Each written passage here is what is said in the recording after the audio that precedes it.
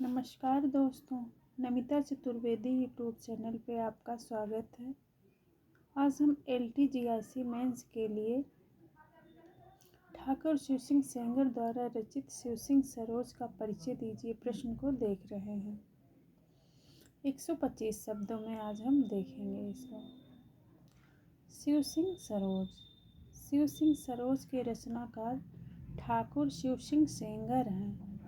यह इतिहास ग्रंथ 1883 ईस्वी में नवल किशोर प्रेस लखनऊ से प्रकाशित हुआ। यह हिंदी भाषा एवं वर्णानुक्रम पद्धति में रचित है।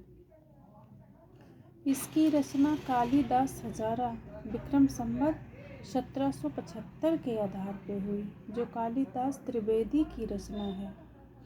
यह हिंदी में रचित हिंदी का पहला इतिहास ग्रंथ है। आचार्य रामचंद्र शुक्ल इसे इतिहास ग्रंथ न मानकर कविवित्र संग्रह मानते हैं। इसमें कुल 1000 लगभग 1838 रचनाकारों को स्थान दिया गया है, जिसमें काल विभाजन का कोई प्रयास नहीं है। इस इतिहास ग्रंथ में पुष्य या पुंड्र को हिंदी का प्रथम कवि माना गया है। इस ग्रंथ में हिंदी साहित्य का आरंभ 7वीं शताब्दी से माना गया है। आगे चलकर इसी के आधार पर सर जॉर्ज अब्राहम ग्रियर्सन ने अपने प्रसिद्ध ग्रंथ the modern vernacular literature of northern Hindustan की रचना की। संक्षेप में शिव सिंह सरोज हिंदी साहित्य के इतिहास लेखन की नींव रखने वाली एक मौलिक कृति है, जिसे भारतीयों विद्वानों द्वारा लिखा गया पहला प्रयास माना जाता है। शिव सिंह सरोज के बारे में एक बार हम फिर देखते हैं। ये बहुत ही महत्वपूर्ण प्रश्न है। शिव सिंह सरोज के रचनाकार ठाकुर शिव सिंह सेंगर हैं। यह इतिहास ग्रंथ 1883 ईस्वी में नवल किशोर प्रेस लखनऊ से प्रकाशित हुआ। यह हिंदी भाषा एवं वर्णानुक्रम पद्धति में रचित है। इसकी रचना कालिदास हजारा विक्रम संवत 1775 के आधार पर हुई। यह हिंदी में रचित हिंदी का पहला इतिहास ग्रंथ है।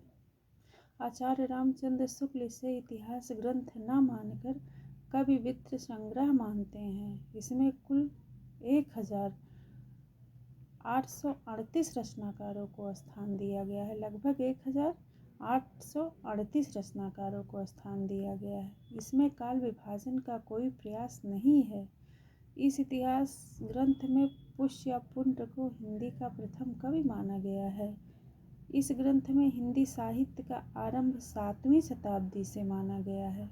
आगे चलकर इसी के आधार पर सर जॉर्ज अब्राहम ग्रियर्सन अपने प्रसिद्ध ग्रंथ the modern vernacular literature of northern Hindustan की रचना की। संक्षेप में शिव सिंह सरोज हिंदी साहित्य के इतिहास लेखन की नींव रखने वाली एक मौलिक कृति है, जिसे भारतीय विद्वानों द्वारा लिखा गया पहला प्रयास माना जाता है। आज के लिए इतना ही। कल हम फिर नया प्रश्न लेके आते हैं। अगर प्रश्न उपयोगी लगे तो चैनल को सब्सक्राइब करिएगा, लाइक करिएगा। तब तक के लिए धन्यवाद।